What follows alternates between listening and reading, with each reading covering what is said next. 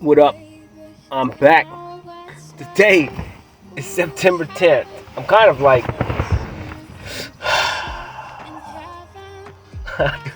I don't even know what just happened, bro. I mean, I do. I do. And,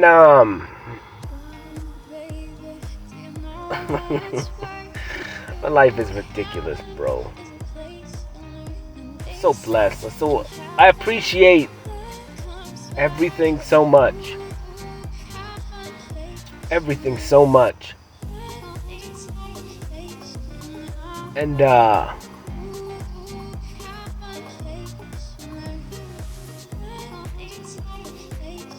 it's been a lonely ass road.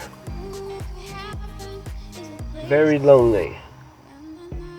But that loneliness was regular. And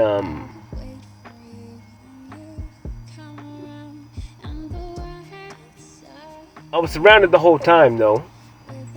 I've never truly been alone. It's what my eyes and ears could see. What I perceived. But it's overwhelming, man. My life is it's overwhelming and filled with so much emotion. And a lot of times I just don't believe it. I believe it. I do believe it. I believe it all. But sometimes it's like, man, it's been a crazy ride, bro. It's been a crazy ride. You know, and I look back. I look back at what I've done. What I've had to do. Having to destroy 35 years of understanding. Had to walk away from what you thought was love, what you thought was your family, what you thought was, I don't even know, man. I can't even explain it. I can't explain it because it just wasn't real. And it's like I didn't turn into a real boy until I started changing, man. And dude, like the story of Pinocchio just pops in my head. And it's like all I did was live a lie. I wasn't a real boy, and I was just made of wood, and there was nothing in there. I just existed and learned lessons, but it didn't mean that I could understand and really implement those lessons because I didn't have the feelings to learn how to gauge them and control them and to understand what happened. And it's crazy. Like you look at all these movies and you're like, dude, like these movies are real, bro. Like they are real stories of humans. They came out of a human's mind. And they created it out of the ether. And they're so complex and so deep. And when you start to become aware of what this world truly is, when you start to understand that the invisible is so big, and that literally everything you think is real probably isn't. And it's super crazy, man. It's crazy. It's super overwhelming. It's overwhelming to understand that I've gone through this change. Like I look and think about a couple people reach out to me, and I kind of had to start and initiate that. It's like, you know, and even then it's like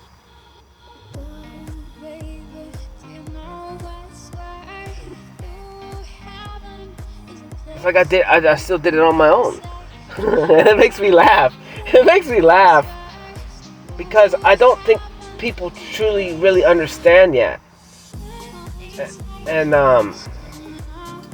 my life was regular, man, and it's gonna be regular until I die. It's always gonna have that.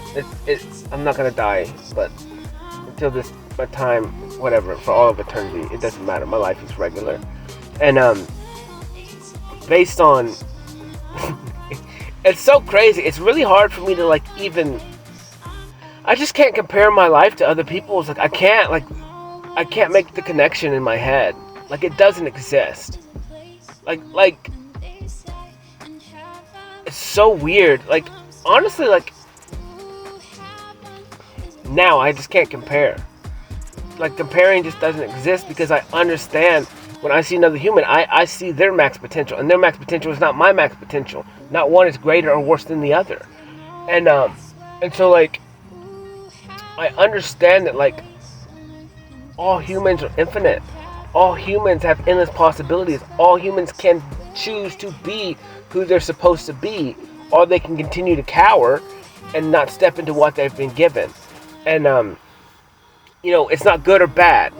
I'm not putting anyone down, because the road is not easy. However, if you move one foot forward, and then another, and then another, you kind of get lost in the understanding that you are running a marathon. You forget what you're doing, number one, because you don't even know you're in it. You don't know when it's going to end. You don't know how long it's going to last. You don't know what's coming. You don't know what you have to face tomorrow. But you do know that as long as you pick one foot up and you pick the other foot up,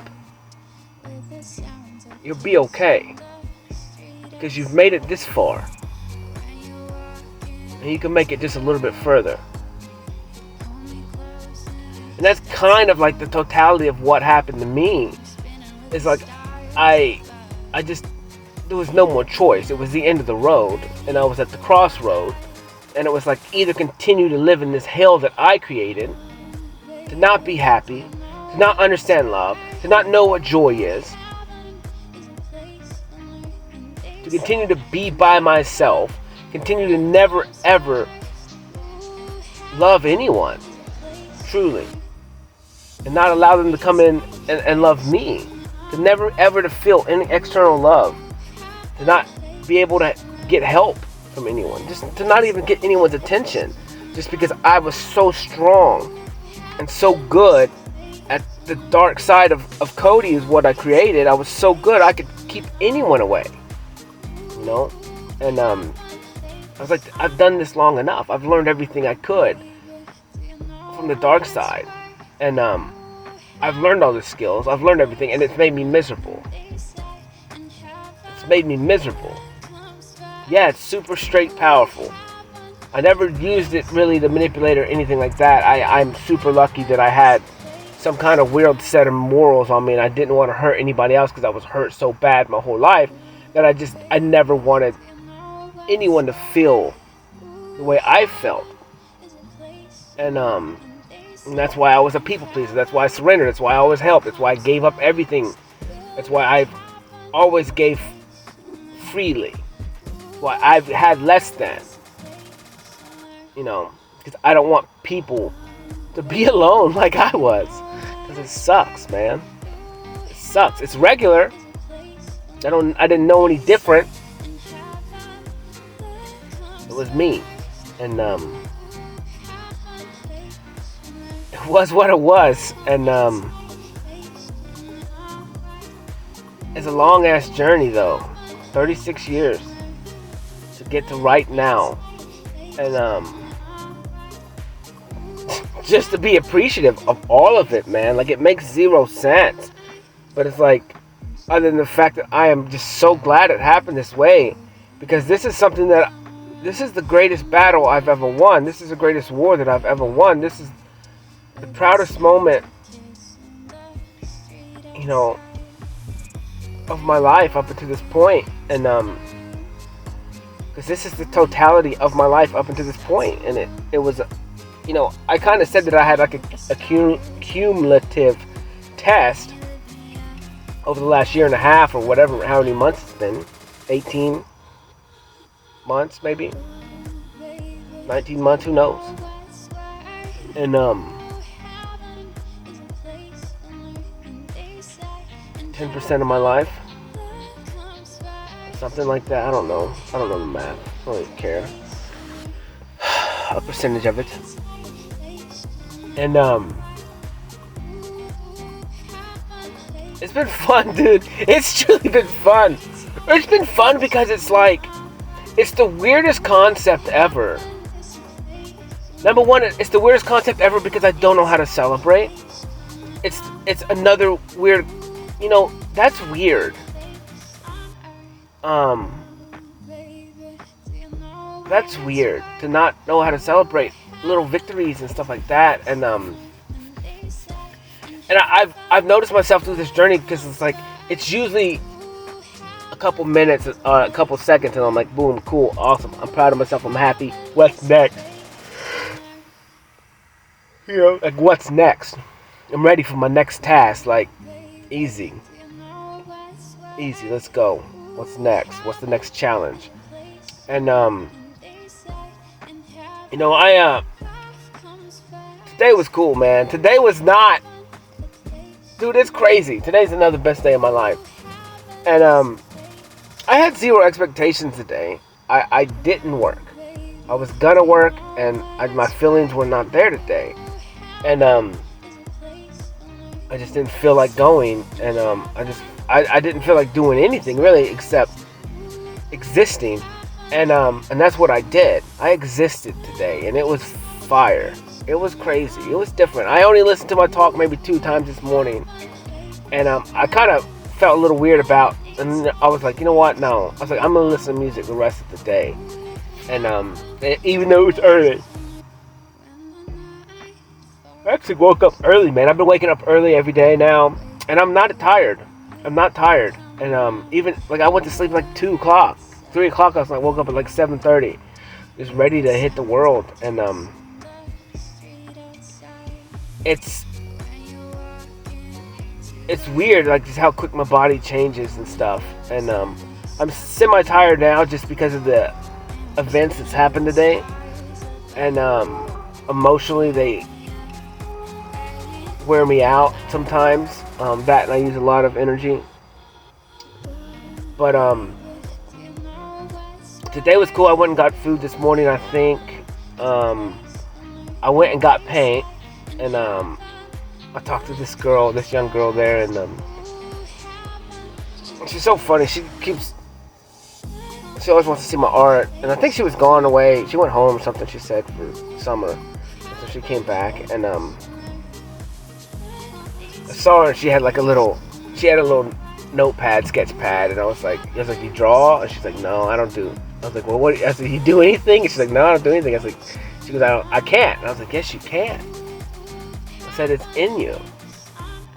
It's in you. I said, don't think about it with your logic. I said, but just feel.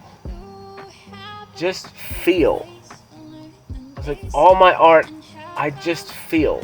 I don't use any logic in it, really. I mean, I guess there's a little bit of logic to make shapes and stuff like that, but it's all based on my feelings. My feelings control my actions. My feelings control my brain.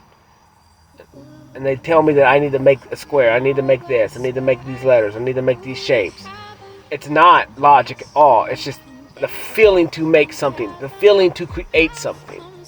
And I told her, I was like, you can do anything you want. I was like, you just gotta feel it. And I said, you don't know what's inside of you, and it will come out, and it will help you a lot. And whatever. And then I saw her at the cash register, and she's a nice girl, but she always asks me about my art, and we just always talk. But so I did get a little bit of paint. I don't know, it doesn't matter. I just needed some because I wanted to paint today, and I didn't have any black and I didn't have any white, so I did that. And then I picked a certain kind of color scheme, just because I don't know, there's something a little bit different, a little bit variety of colors, but still kind of the same, but just different tones. And I just kind of rode around, and I honestly don't know what I did. I think and then I came home and just kind of chilled for a while, and then I had to meet someone. She was I'm tired now, and I painted that picture for the woman, and she came over to pick it up, and then we ended up talking probably 30 minutes or so. And it was good conversation, I guess. And it felt weird. I got real weird in that conversation.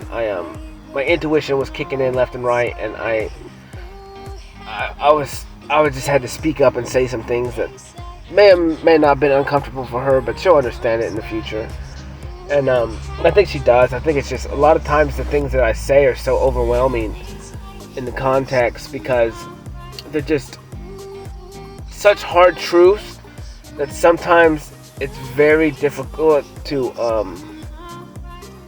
present it in a way that's not offensive, because we're all based on that pride and ego, man, and we form all these ideas and understandings, and then we shape them in other stuff that we've been grasping and holding.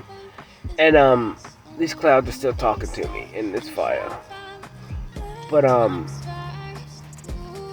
and so it's very difficult sometimes because I'm trying to get better at delivering truths, because I understand that my tongue is a knife, and so I'm trying to be, especially in situations, especially with women, I like to be softer and presented more, because I know a lot of women's gone through some rough situations, and I got, I talked about a lot of stuff. I just, and it was cool, man. It was good for me as well. I needed to hear everything that I say, and a lot of times, like, that's what I tell people. It's like everything that I do say, I needed to hear it for myself as well, and it's a learning lesson for me, and it always is, and it helps me hear what I'm thinking, and then I can boom and start learning on it and build on it. But it was cool. So that happened, and then I kind of waited for her because I knew I wanted to paint early, so I actually went to Home Depot earlier and got some more material, and then I was waiting for her, and then whatever. I did go to the dump this morning and dump some trash. Just been cleaning, man. Cleaning, getting rid of everything, man, because I just don't need anything. And I'm starting to understand, like, all this materialistic stuff is crap and garbage, and I don't use it.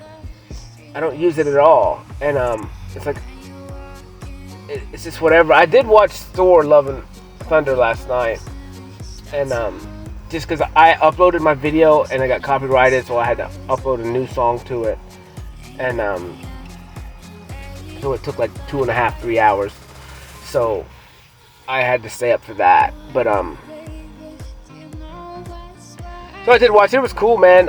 It's a good movie, I guess. It was weird, and it's just next level stuff that if you're on a higher perspective, you'll understand that stuff. And all those movies are that. It's because they're coming out of consciousness, out of the world's consciousness, and what the world really is. And a lot of this stuff makes sense. And it was a cool movie. But it's funny that it's called Love and Thunder, because it's like I mirror these movies so much, and it doesn't make sense, but to a lot of people, but it makes sense to me. And I mirror the movies like crazy, and but it was a decent movie. Whatever, it's a movie. It's cool, I guess. Someone created it. But whatever. And then, so like when she left, and I kind of went to my room, and I don't think I set anything up yet, so I started setting everything up and just put my headphones on, which is what I always do, and just kind of start my music and just start searching for music. And I've already had a ton in my playlist from today, and then whatever. And so I just kept searching and searching and searching, and the song called DNA came up, and I was like, I heard it this morning, and I was like, man, that song is ridiculously fire, because I know nothing about my DNA. However, I have an idea that,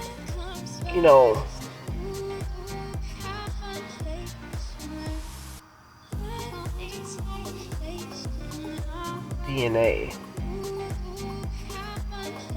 Dude, dead.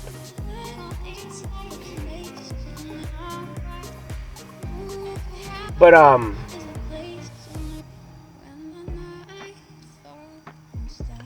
yeah, so the song's called DNA, and so like I was like, whatever, I know I'm putting a strand of DNA in this, and we'll go from there.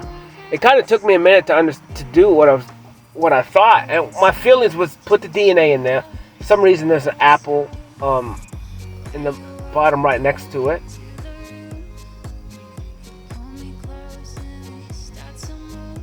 And then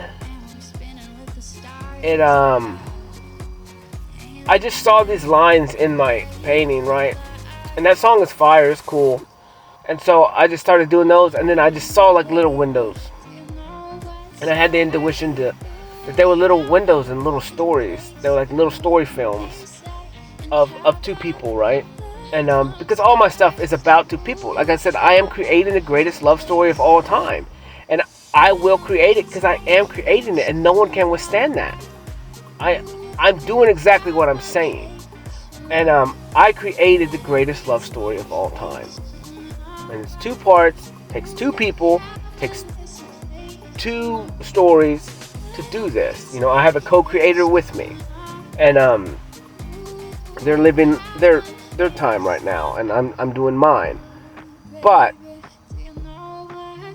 I know exactly what I'm doing. I'm a creator. I've told you from the beginning. I knew that Little Hoss destroyed worlds, and then he created worlds. And he didn't understand how he was doing it back then, but he did it. And I know that he did it wrong, and now I'm creating a new one. And this is a real one. This is the world that's coming. But this is just my new world that I'm creating and stepping into with all my actions. Everything that I'm creating, everything I'm producing. And it's stepping me into a whole new world, a whole new atmosphere, a whole new everything that looks nothing like this life that I've been in. And I knew that this was a transition period. This is kind of like living in the airport, where like you're fixing to go to a new place, you're fixing to get on that plane and fly. But before then, you got to get ready. You got to get your bags checked, only what you can take, only what you need, only what you're even going to bring with you, because anything else, once you get there, you can just buy it. And but you got to just make sure you're right, make sure you're ready, you're prepared for where you're going. And so that's what this year and a half was, or whatever, however long it's been, was me foreseeing back then that I had to become ready for my new world, my new adventures, my new experiences ahead. And that if I wasn't ready, I wouldn't be able to get on that plane and fly. I wouldn't be able to fly into that new world, because you could only get there from this place. And it could be a spaceship. I mean, it's probably, you know, a further distance away than a plane trip. And because in the totality of it, it's that extreme difference. And it's pretty crazy. And my phone is not charging.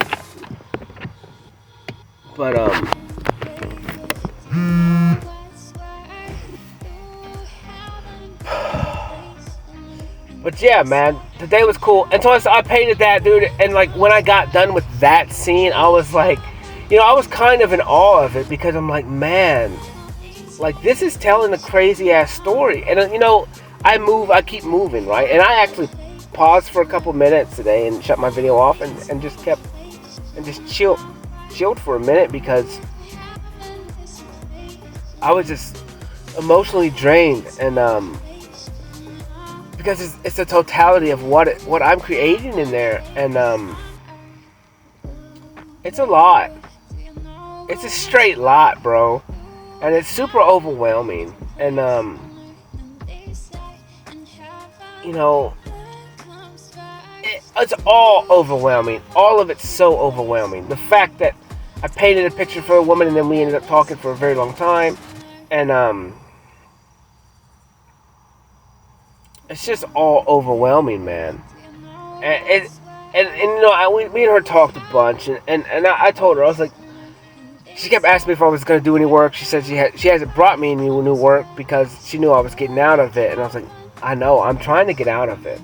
I'm on my way out. I'm in this transition period, and it's very frustrating to me, because it's like I have hundreds of paintings in there, or 70 big paintings in there, and it's like I just don't have time.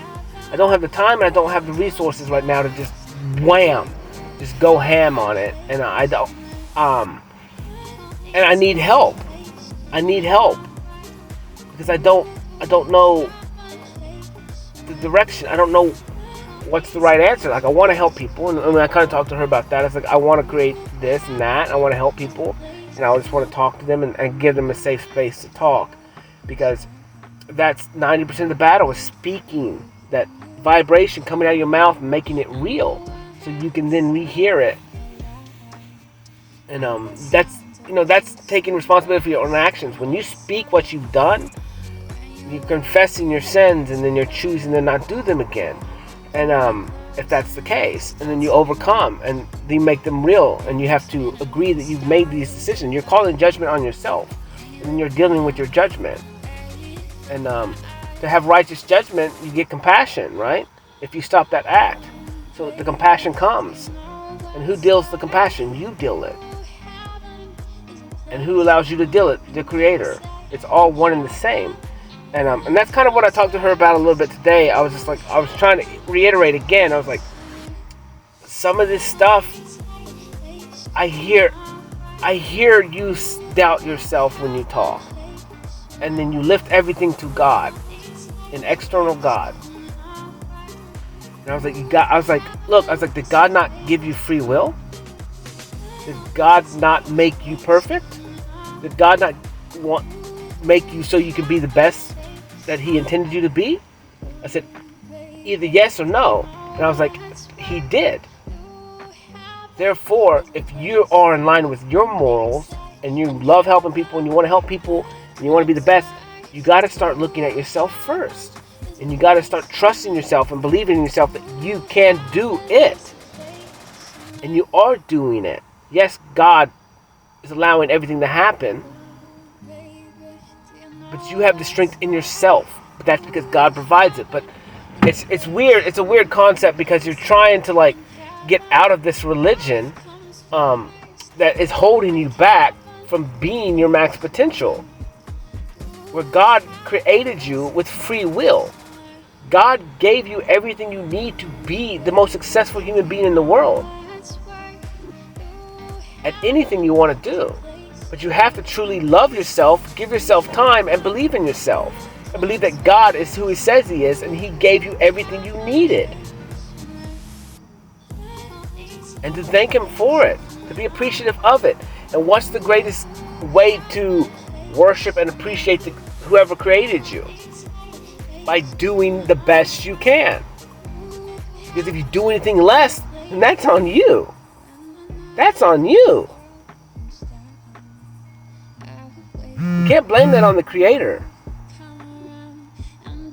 You can't. You know, and we had this little conversation. I was trying to word it in a way, because that's what I'm saying. Have fun in your religion and stuff like that. That's not what I'm saying. I'm saying do what you feel. And like I said, it's like, I told her, I was like, I called her a couple times, and like I said, I felt that doubt in her, where she said, God has to give me strength. And I said, God's already given you strength, but you have to do the act. Faith without works is dead. Meaning if you're not capable of it, it's not because God's holding you back, it's because you're holding yourself back. It's something inside you that you got to overcome and face. And everything you need, God has given you. And now, the buck stops with you. Like, it's your buck. You have to choose what to do with it. And you could be great, or you could just hide it away in the closet. It's whatever you want to do. But today was cool, man. And it's a lot of stuff that I talk is so specific when I'm with a human being. And it's almost like, I kind of just told her, I was like, look, I was like, God doesn't put food in your mouth. It's like, you still have to do the act. God doesn't make you step forward and then step again. No, you have to do that. So everything in this body, we physically have to do. God may talk through us and all this stuff, and technically He is always. Every word that comes out of our mouth is of the Creator's imagination. Therefore, we are it. But you have to open your mouth, because if you stand in front of someone and you don't open your mouth, then how is His words going to be produced or not? And so, I don't know. It's a lot of concepts, but it's all pretty simple stuff in the totality of it. And these clouds just keep doing some funny stuff, man. Keep it on. It's funny. It's cool, man. Telling me stories. Whatever. So I started painting, and I switched to the next song, which I honestly have zero idea what it was right now. And I painted to that. So DNA, and then the next song was something. And then the last song was this one. And the second one, it was Ego. It was called Ego. And it's just kind of talking, that one's kind of talking about someone who doesn't have ego. And then there's one person that does have ego. And that song was fire, dude. That song was perfect too. Like, it's another perfect song because it's just the story of my life. And you know, and like I said, I painted this one a little bit different, and I just went with my feelings, and it turns out the way it did, and it's whatever. So I got through with that song, and that was perfect. And I was just trying new stuff, kind of, sort of, and but kind of going with the old style, but it felt different this time. It felt a little bit different, and then I switched to the last song, and I bought the new set of palette knives yesterday. So I was looking over there at them, and I was like, man, I got to do something different with this painting, otherwise it's going to be just like the ones before. Because it kind of, the order that I painted this one is kind of the same color scheme in order that I've been doing it, and I was like, man, this got to be different. This one has to be a little bit different now. So I got these new palette knives, and I was like, well, let's try these things out. So I started messing with those, and just based on my feelings and what it was producing, and it was perfect. It was so perfect. This painting today is the best painting I've ever done. It's ridiculous. There's a Ninja Turtle in there. There's a goat in the top left corner. Dude, there's so much stuff in it. And that was another thing. So the woman, when I gave her my picture today, she was telling me things that she saw in it. I said, yeah. I was like, there's going to be all kinds of stuff in it. I was like, every single time I do a painting for somebody else, like, this is what I love, is I love to give it to them and then see what they see. Because I created it, so I see what I see because I created it. I was like, but the firest thing about art is that everything you see is based on your whole life experience, and nothing more, nothing less. And it's like, that's life. And that's art. Like, you get what you experience out of it. And it's so beautiful because everyone's perception is different. Everyone's experiences are different. And it makes life so fire. It makes life so fire.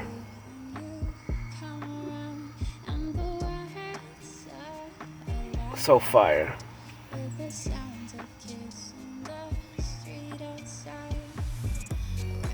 And I don't know, man, I'm just really drained now. But, so whatever, when I got through painting, which was fire, because I listened to this song forever, and it put me in a weird thing, man. It's like, I'm literally calling heaven on earth, and, which is what I kind of talked about with her today, too, and it's what I talk about everybody. Like, heaven is on earth. I am living in heaven. And what comes first? Love. Love comes first. And like, for me, this is why this is the greatest love story of all time. Because I could not walk into heaven. I could not walk into promised land until I loved myself. And it was the greatest journey. And I felt it every time except this one. And I got it this time.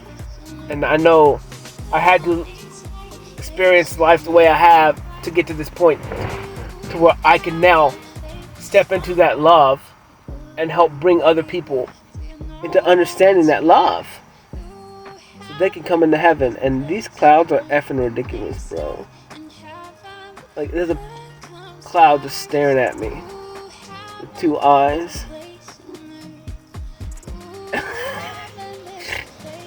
And that's it, man. That's why this is the love story, man. Because I have max love for myself. And I'm fixing to give it away. It's already given. I already gave it away. And it's already given away. And I'll give it to the rest of the world too, but this one's a little bit different. This is more. This is way more than the rest of the people that I'm going to give it to. Because it only takes I can only love you so much. I can never max your love. I can give you my max love, but that's separate than you loving yourself completely. And that's what you need to become your best self. I just can light that fire for you and set a bonfire, but you got to burn that house down. Like, you got to be the one to burn your world down and show it real love and rebuild it. And that's kind of it. You know, that's kind of it. It's like, I can love you my completeness, but it's not this. It doesn't matter. You won't even be able to accept it until you love yourself completely. And I'm just gonna be the one there to help you walk through that process, since I've done it. And your way is gonna be different. You're gonna have many different battles than I did. You're gonna have to face many different challenges than I did. You're gonna have problems in areas where I didn't have problems, and I had problems in areas where you may not have problems. And you're gonna have to surrender a lot of stuff and walk away from a lot of stuff. And but it's fine, because you start to understand that what truly matters is you, and loving yourself and giving yourself time. And all the rest is make-believe, and it doesn't matter. All materialistic stuff really doesn't matter. Because once you find love in yourself, everything else is just regular, and it just comes easy. Because you're not chasing it anymore. And you understand that that's not your worth. Your worth is written on you when you come out the womb. And she saw my tattoos, and she was like, "What are those?"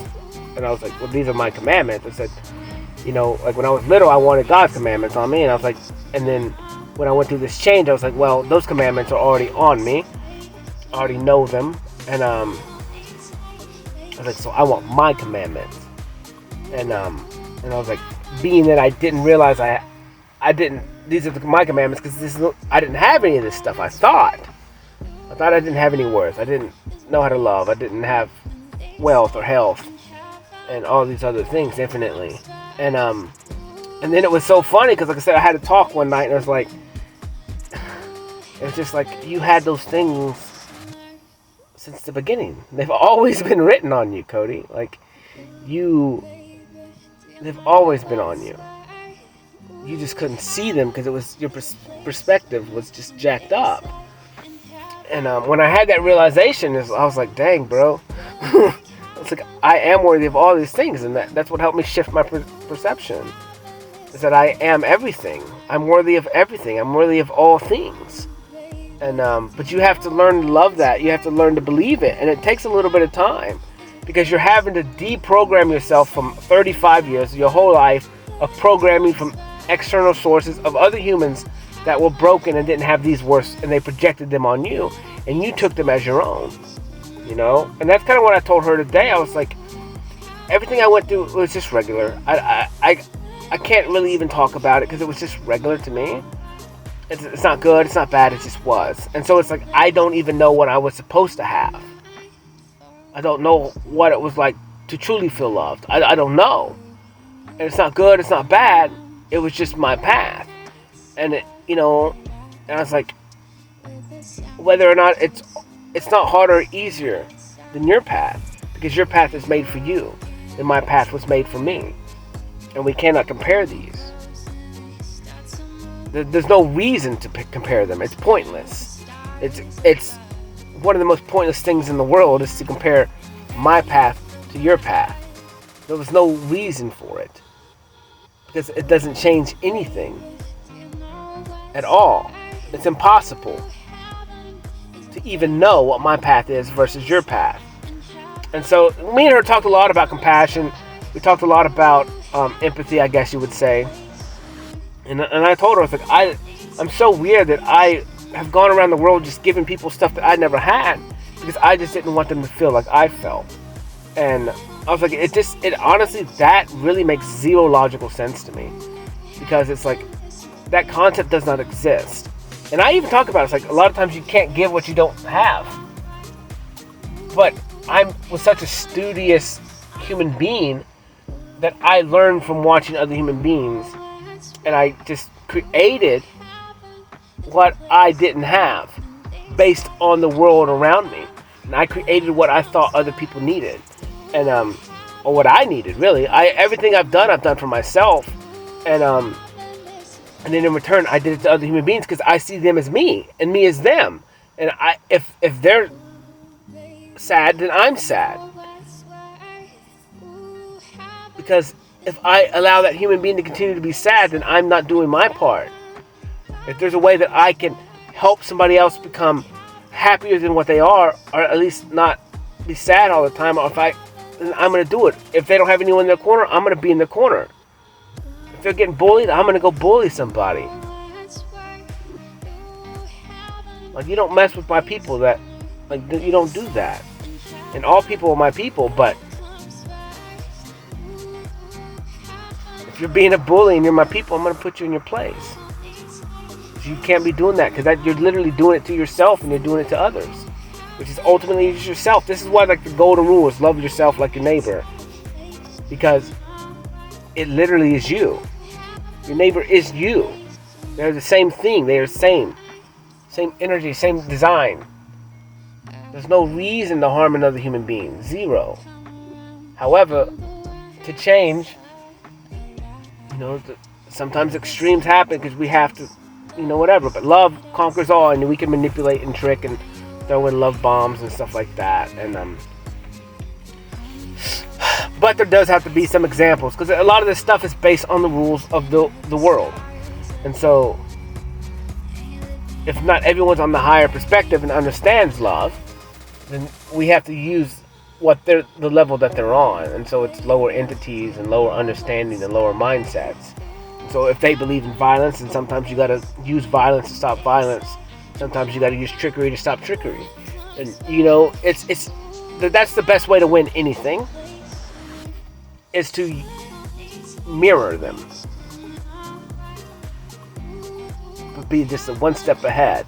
What you do is you just reflect the energy that they're giving to you, and then you can just once you learn them, which is very simple, you can learn their movements, you can learn what they're going to do, and then predict. And then a lot of that information is based on the way you've done it in the past, the way I've done it in the past, being that I was pretty much on the master side of the black darkness, with those manipulation skills and all those things. And so, even though I didn't use them except against, that's a lot of it. That's weird. I always try to defend the people that couldn't defend themselves. And even though it was like a training ground where I had to go get used over and over and over again, so I could constantly learn. And I didn't learn my lesson, so I would have to go learn it again. And literally that's how it happens. And then once you learn your lessons, you're done with those tasks, because you learn how to overcome them and you don't have to face them anymore, because you know how to beat the enemy, right? And so that's pretty much what 35 years of my life was just that. Constantly getting destroyed, constantly, until I learned my lesson over the last year and a half, where I had a final cumulative test with all these new things coming up and up again, all these tests coming, all these questions coming that I had to answer the right way, and every time I answered the question, then that was exited out of my existence, because I beat it. And then now I can go out into the world and help other people defeat those things, because I already know the way. And it's not that I don't have scars from it, because I do. I mean, I am a scar. And it makes me laugh, because I think about the reason, I think about it, I correlate it like my skin color. I kind of call it a joke. Scars tend to be a different color than what you are, right? And they tend to be, all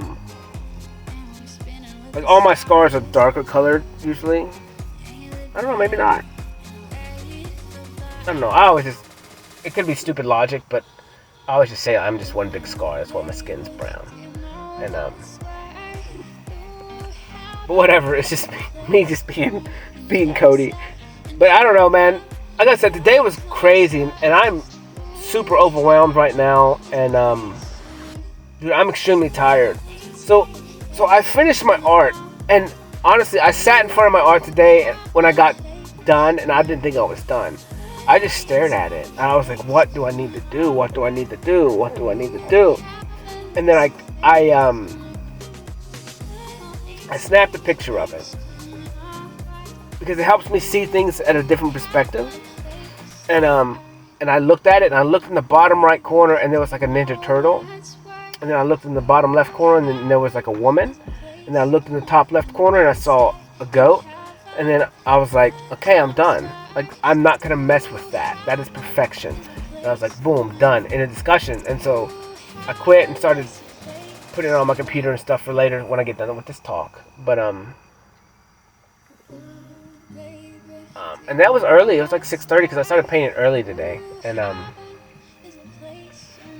so whatever. So I was kind of just overwhelmed about it, but I was just whatever because I just keep going. And dude, I'm so tired. I need to sleep. And I was like,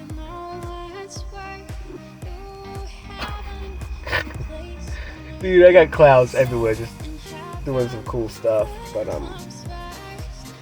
and so whatever. I was just tired, and I was like, man, it's 6:30 or something, and I was like, I need to I'm gonna go take a ride real quick before I talk. And I went to my park. I went to my park. That's why I ended up going. And I was like, you know what? I'm gonna watch the sunset here for a minute. I haven't really been able to do that in the last week or two. I'm just gonna take some time. And I went out there, dude, and the clouds, they just started telling me stories, bro. They started telling me stories. And the first thing that I saw a couple things, but then the first thing that really stood out was it almost looked like a dog, but but it was like a bull. It had two horns on it. And so it looked like a bull, like a Taurus. And then behind the Taurus was like a koi fish. And I got pictures of all this stuff.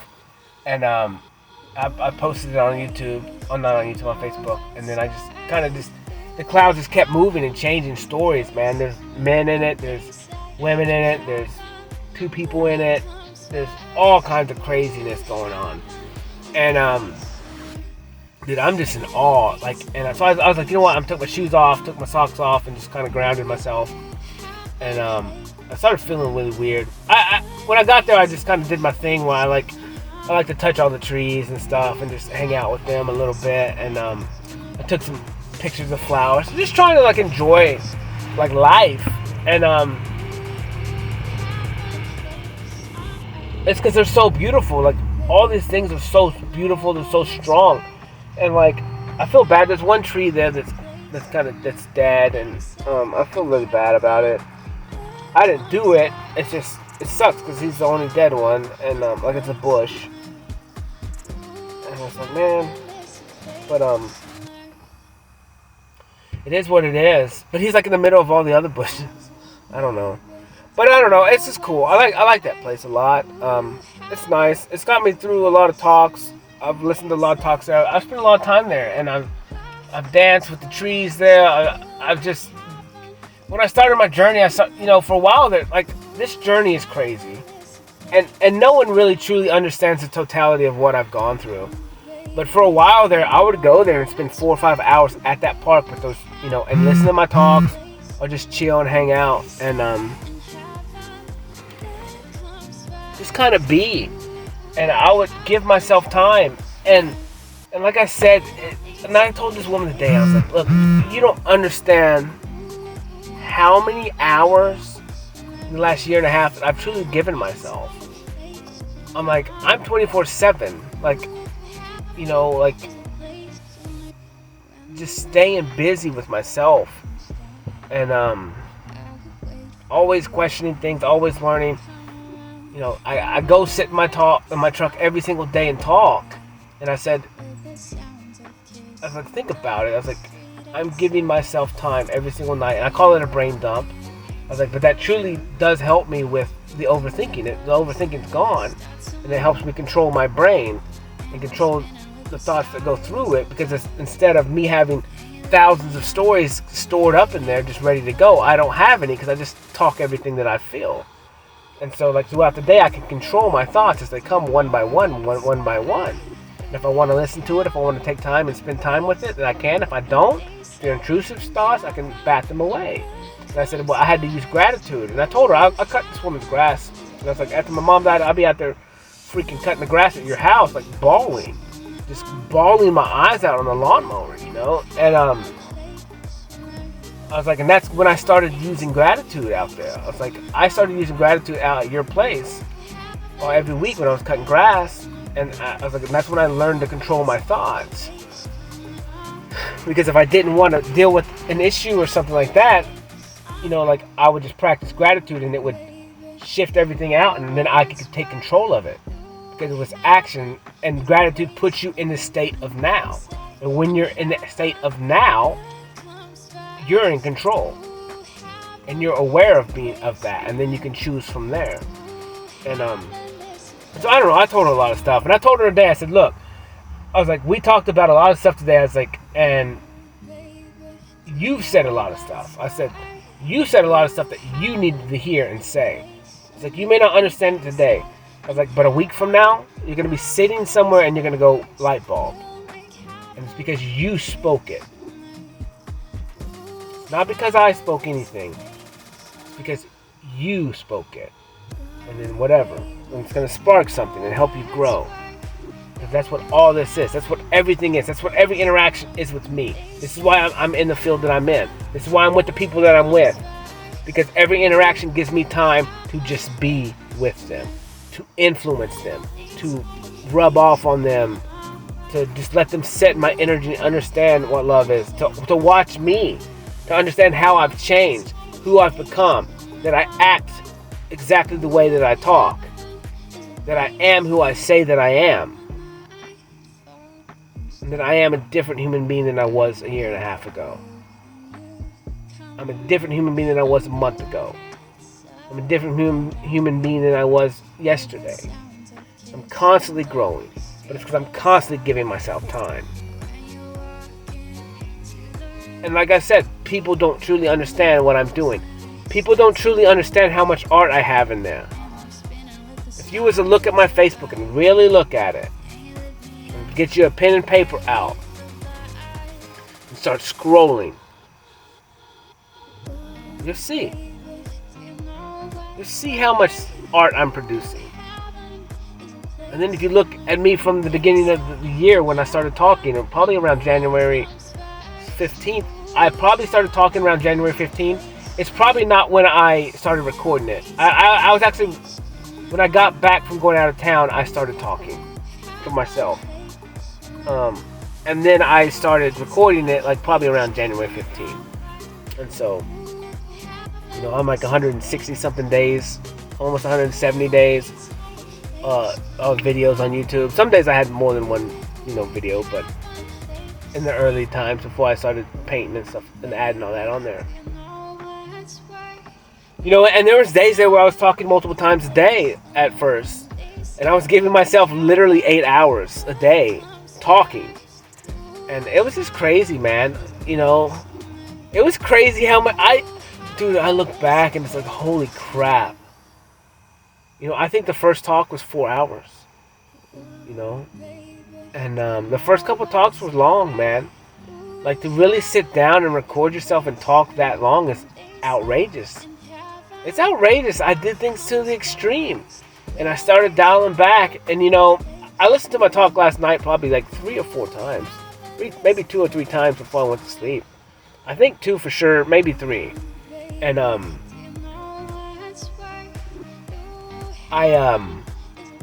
so that's why, like, I listened to it 4 times. So when I stopped this morning at like 11, I was like, I've already listened to it 4 times. Like, it is what it is. I can celebrate. I kind of said I deserve to at least listen to music and just kind of kick back and relax today. And so that's what I did. And then I ended up freaking painting and it's cool because my paintings are getting quicker again. And that's a lot of times is like everything just evolves. And that's just me, man. It's just me. And it's so fun. It's so fun. Dude, I just got a banging idea in my head.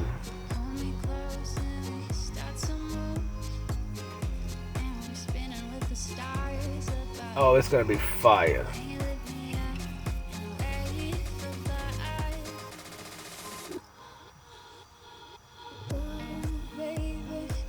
Dude, that's gonna be sick.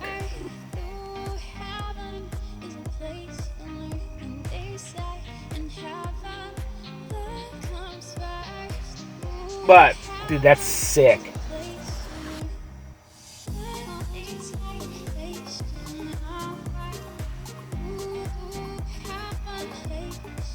And everything happens for a reason. Like, my life is ridiculously perfect.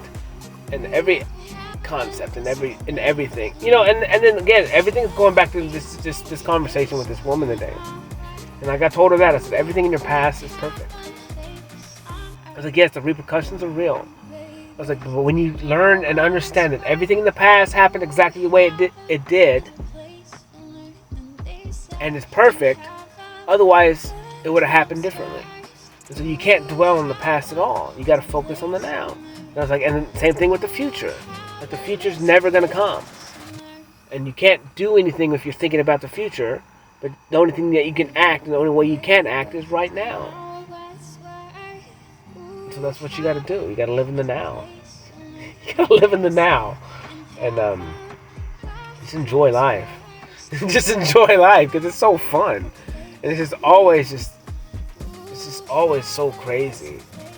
You just never know what's gonna happen. You never know you're gonna you just get through pain and you hop in your truck and you go to the park. And it's cloudy. And then you just get a story that is created in front of you over and over again. And it's just like, you're so giddy like a child, like, because you can't even really understand that it's happening.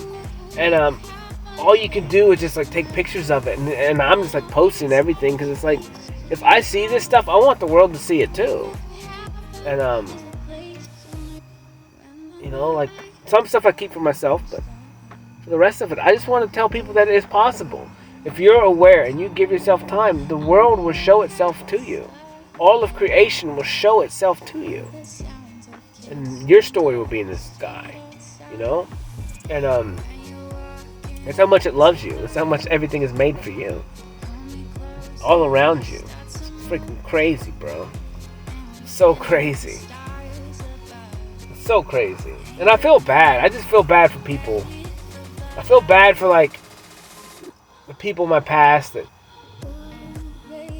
shit on me and don't believe in me and don't believe me and think that I've done bad things or done wrong things or that I was mean because I had to leave them or abandon them or whatever else.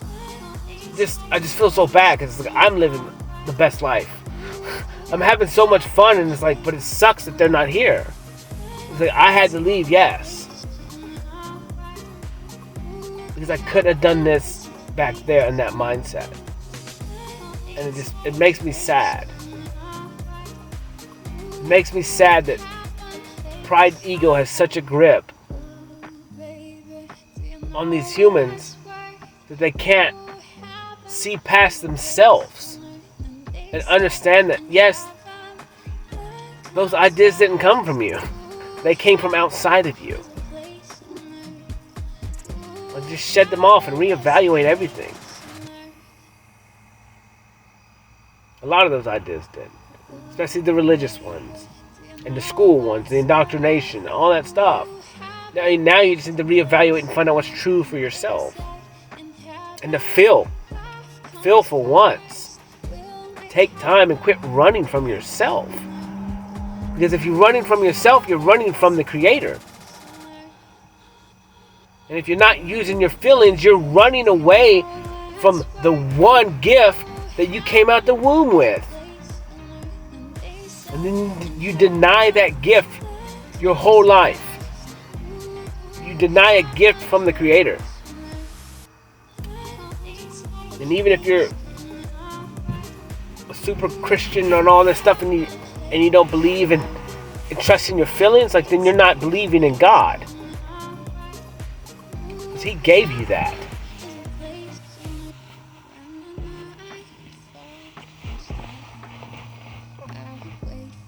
And instead you're trusting your logic, which is all stuff that comes from the outside in.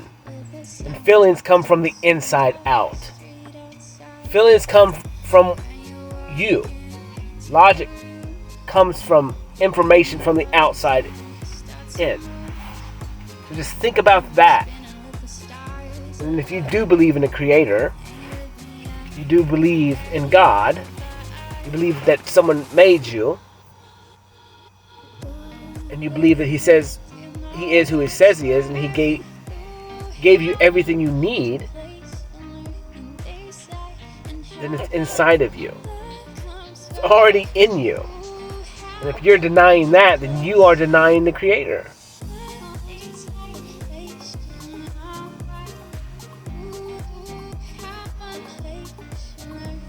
And it is what it is. I don't know any other answers. I don't know any other questions for that. You would just have to ask me, but it is what it is, man. It's crazy. But the day was cool, man. And dude, I have so many photos on my camera, on my picture phone, whatever it's called. And my voice is going weird today. Like I'm super overwhelmed. And my speaking is off right now because number one, I'm actually more tired than I think I've ever been. Based on the chain of events that's happened today, the totality of it. And it's just it was like an overload. It could just be a big dump of stuff, of unworthiness, a dump of like all that stuff that I was maybe still holding on, limited beliefs and stuff like that until today. And so it's kind of weird feeling to like not have that anymore. Now it's like my body is like, we just shattered a bunch of stuff. Like, you're tired now, and we use a lot of energy to get rid of it. And I don't know, man. Today was crazy. I was thinking about that because I was like, dude, there's no way. Like, I took my shoes off and just laid down. I was just taking pictures and pictures and pictures, and then finally I just like, I can't even do this anymore. Like, I can't even do this. Like, it's so ridiculous. It's so ridiculous. It's a movie, man. I'm living in a movie that is acting out in front of me. And it's the most beautiful thing ever. And there's a lot of stuff that I'm not posting now, but I'll post it in the future. It'll be part of the love story. Like I said, everything that I do is for the ultimate love story, the greatest love story of all time. And because that was all I've wanted my whole life, was to feel love. And I felt it from myself, and the next is the external person. But in order for me to get that, I had to be able to A, give it, and then A, receive it. So today was cool, man. Today was cool. I am super, super tired. Dude, it's 9:23, and I'm gonna go to sleep early tonight, probably. I'm definitely gonna lay in the bed, for sure. Like, I'll probably start posting this stuff, but then I'm going to, like, I don't know. I don't even know how long the painting was today. Dude, probably 2 hours, 3 hours. The spray paint alone was 45 minutes or longer. It was another long one. And, like I said, I was kind of hung up there for a second when I started it. After I did the DNA, I didn't know what else I was supposed to do. And then I was kind of just staring at it for a minute. But, dude, I was listening to this whole song. Dude, what's so crazy is this is why I love music, man. Music is so beautiful. Because I'm out there looking at these clouds in the sky. And this song, I had both headphones in. And, like, I'm just laughing. Because it's like, the song is on repeat. And I'm just listening. And a little story scene would come up, and I'd snap a picture of it, and then I would look down at my phone, and then maybe snap another one, and then by the time I looked up, the clouds have moved and shifted into another scene. And then it's like the whole time is like heaven is a place on earth, like over and over and over and over and over and over and over and over again. And as these scenes are being created in the sky, in the heavens, just over and over and over again. And it's just like, how lucky am I? Like, how blessed am I? Like, how appreciative that I get to do this, that I get to be, that I get to exist, that I get to see this happening in the sky. It's like, dude, thank you. Like, thank you. Pop, creator,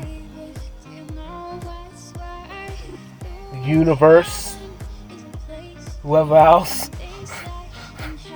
Like, it's like, man, it's, and I always hated the word special, but it's like, dude, I feel so special. Like, this is what feeling special is supposed to feel like. Not going around people telling you that you're special and making you feel like shit. Feeling nothing but guilt on you. And that we did this for you. We did that for you. You're so lucky. We didn't have to love you. But we did. We didn't have to let you live with us, but we did.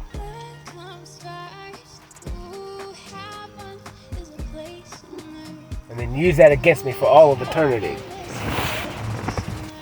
And I was just a kid, and my brothers and sisters were kids. Like, we were kids.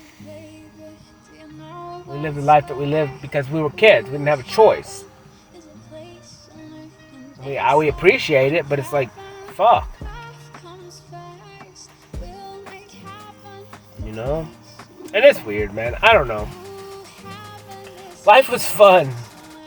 But man, it just reiterates how important what I'm doing has to be. Where there's so many broken human beings. Everyone's broken. Everyone's broken. Every human being in this world is broken. In the discussion. Because this world is encased in nothing but suffering and hardships and the hardest shit ever. To each individual human being. Everyone. But everyone is worthy of being happy. Everyone is worthy of having enough. Everyone is worthy of being happy and loving and being healthy and wealthy. And everyone's impressive. Everyone's magnificent. Everyone is light. And everyone is dark. Everyone has felt infinite pain to them. Everyone has hope. They may have blocked it out, but there's always hope. There's always hope in humanity. Always. It's ingrained in us. It is us. We are infinite hope. Because every day that you open your eyes, there's infinite hope. Hope that you're alive. Hope that you can make a change today. You have time left. There's just so many. Like, I don't even know what my arms say anymore. They just do. And it just is. Like, it's crazy. It's crazy because that's what's so funny about me, dude. Everything is just so regular. Everyone's abundant. And abundance doesn't have to be money. Abundance is all these things. Having abundance is like having more love than you need. Which you deserve it all. But having enough to give. And all these things you have enough to give up. Because you have infinite. You're an infinite being. And you can create anything you want. Anything you're willing to give your time and attention and focus to. You can have it. You can create it. You can do anything. This song is ridiculous. My life is so fun, dude. I just appreciate it. Like, that's the only thing I can say is like, thank you. Like, I don't know what else to do.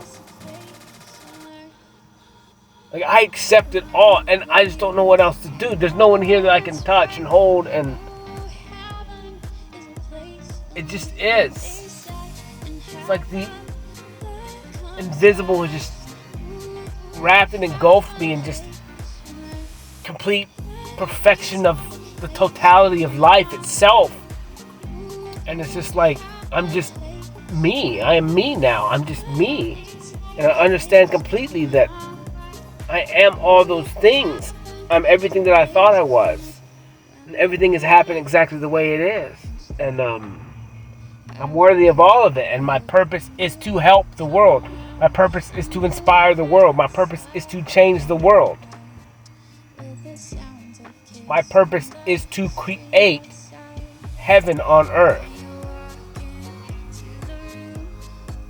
with the rest of the people that are doing it. Well, however that works, I don't know. But I had to create heaven on earth for myself first. And then now we can grow it bigger as we connect our worlds together. We connect our heavens together that we have all created.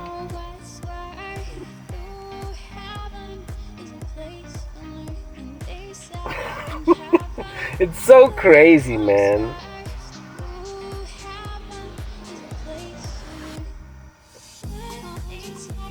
I'm so tired. Like I said, dude, this journey has been rough. But it was needed. It was exactly what it had to be. And,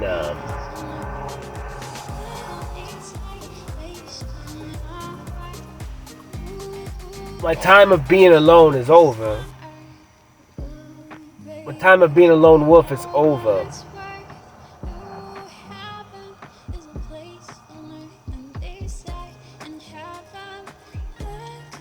And that's weird to me. When I'm walking into it with open arms and just excited to feel all the new stuff. Like, I'm so excited about it. Like, I have zero expectations. Other than now that I'm capable of experiencing it. I mean, that's kind of how I look at it. It's like, now I'm capable of experiences all these new experiencing all these new experiences with zero expectations, and to understand that it will all work out in the end, and whatever happens, happens. It's supposed to be the way it is, and it's gonna be fun, dude. It's gonna be so fun, and it's gonna just blow my mind every second of every day, and it's just, I've set my life up the way.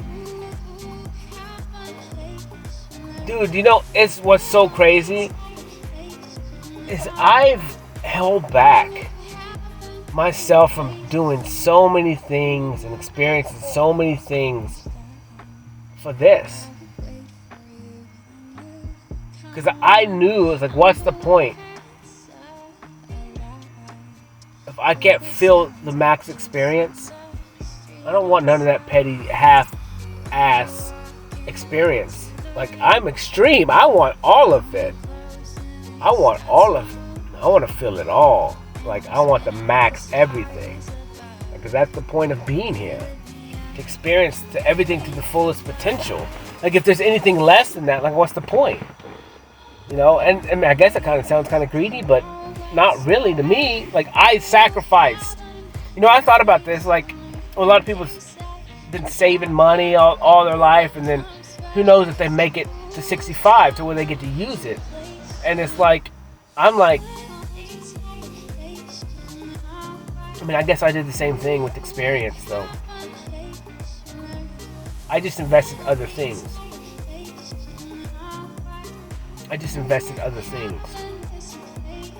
And I guess I technically rolled the dice. Being that I'm not a human that likes to roll dice, technically.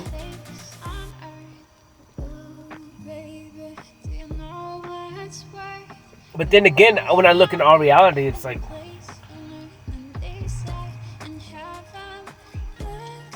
I don't know if, no, I think, so chance is one thing. And I think walking in faith is something different.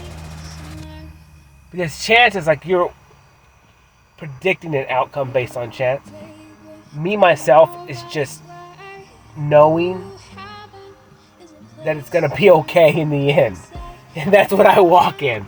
Understanding that I'm capable enough to overcome anything that comes in my face, that shows up in my face, that appears in front of me. Any challenges, anything. Like I can overcome any of it.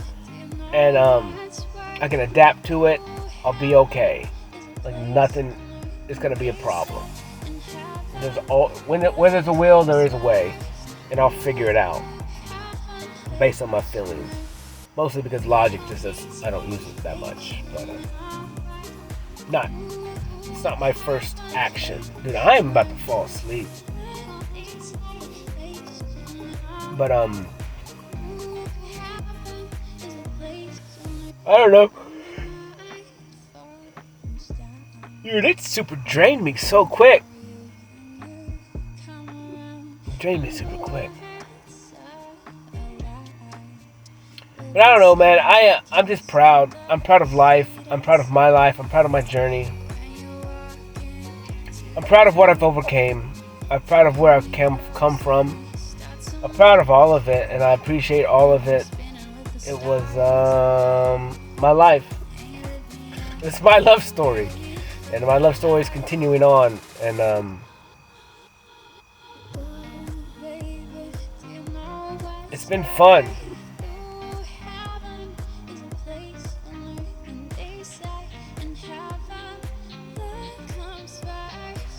It's been fun.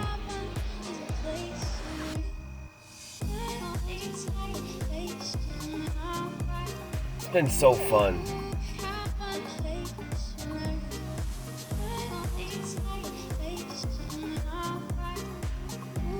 I don't know. I'm almost done, I guess. I'm just out of words. I'm out of energy. I'm not out of energy. I'm never out of energy. I need to go rest. I need to rest. But today was fire, dude. Today was perfect. And like I said, I only saw certain few people that I was meant to see today. And I understand completely why.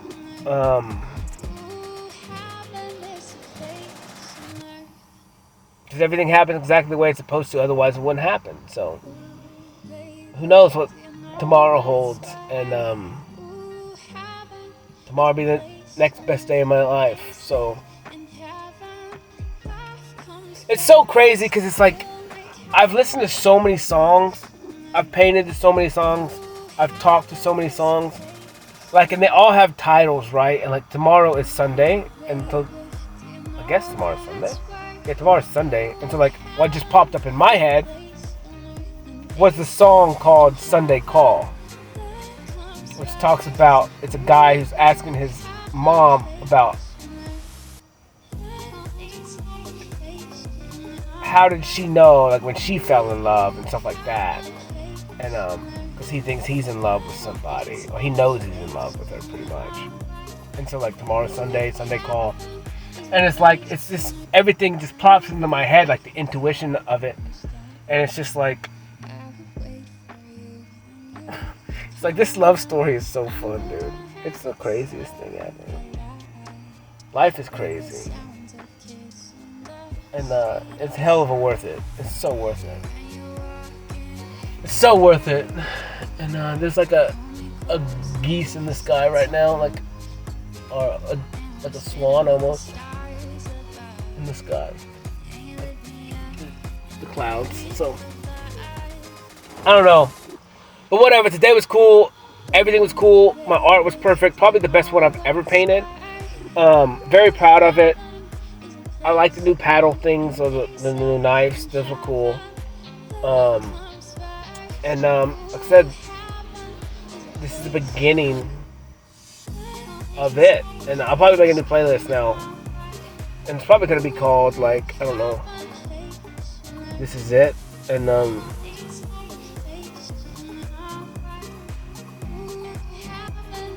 this is it. So This is it. Not like this is the end, but like this is it. Like this is it, bruh. And whatever, dude. I'm excited about everything, and I know my life is changing so quick, and a lot of things are gonna change. Who knows? I may never talk again. I'm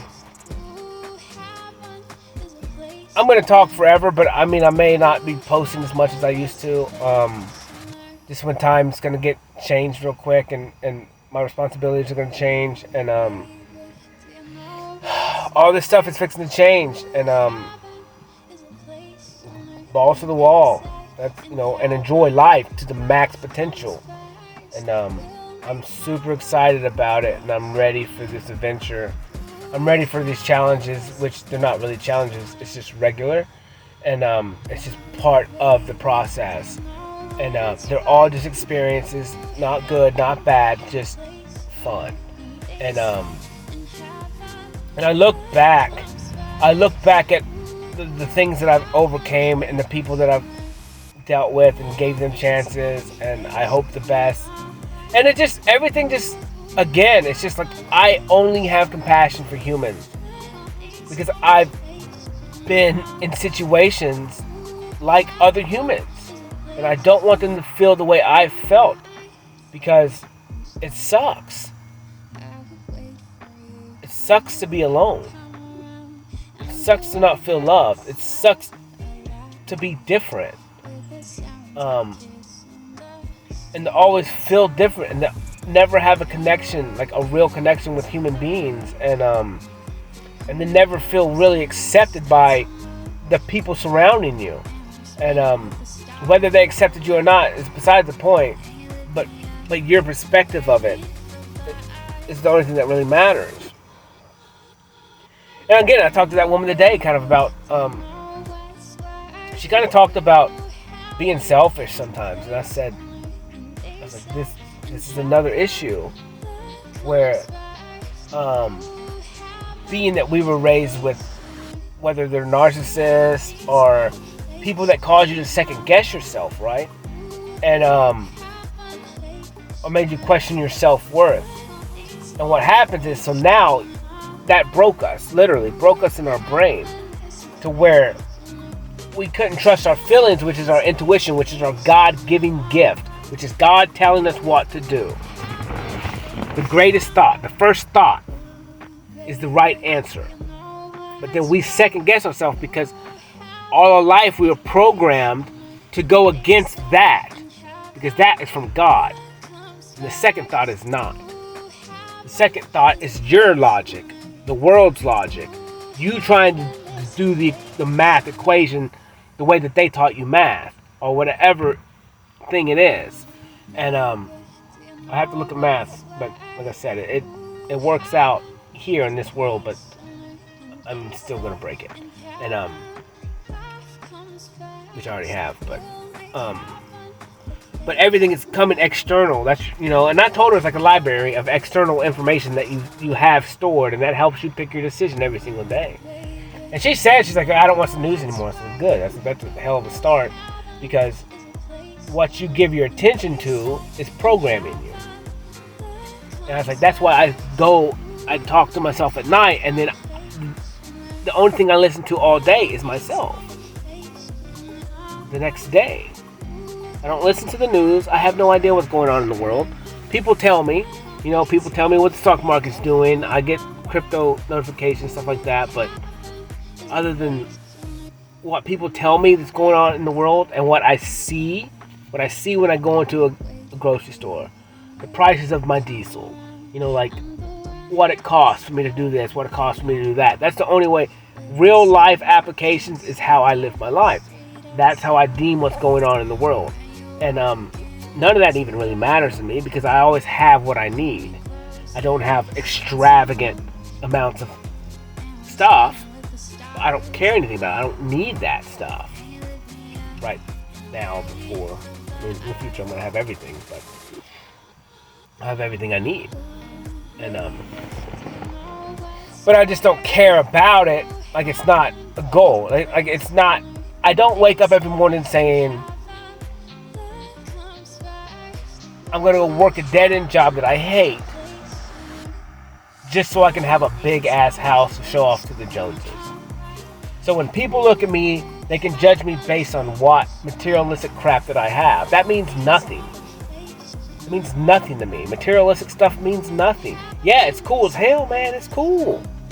I love to have a new truck. But at the end of the day, like I said, after about 5 minutes, I'm going to be like, this is cool. I'm glad I got a new truck. I appreciate it. And then I live in the now going, I love my new truck. And that's in the discussion. I'm not bragging about it. I don't care about it. I care that I got it. It's cool. I appreciate it. It's really hard for me to like... Dude, it's super hard for me to like latch on to materialistic stuff now. Before, I think I was super materialistic, but in a weird opposite way. Where I was so against materialistic stuff that I was addicted to materialistic stuff.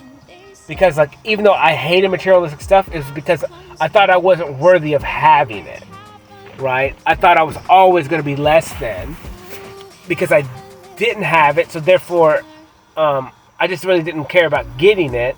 But at the same time, deep down, I judged my worth on what I had. It's actually really confusing, but and that's why it's like you can't get mad at other people for being materialistic when I was doing the same thing, just in a weird opposite crazy way. Like I rebelled against it, but I was rebelling against it because I was it. If that makes any sense. And that's why like I don't care. Like you do what you want to do. Like I think materialistic stuff is fire and cool, but it's not your worth. And that's my point. That's not the worth of a man, is how much money they have in clothes on. That's not the worth of a man. The worth of a man is his integrity, who he is. How does he love? You know, does he help people? And that's what I look at. And I don't want to be judged on what I have, but then, like I said, there's the logic there. Is the old, which I don't care now.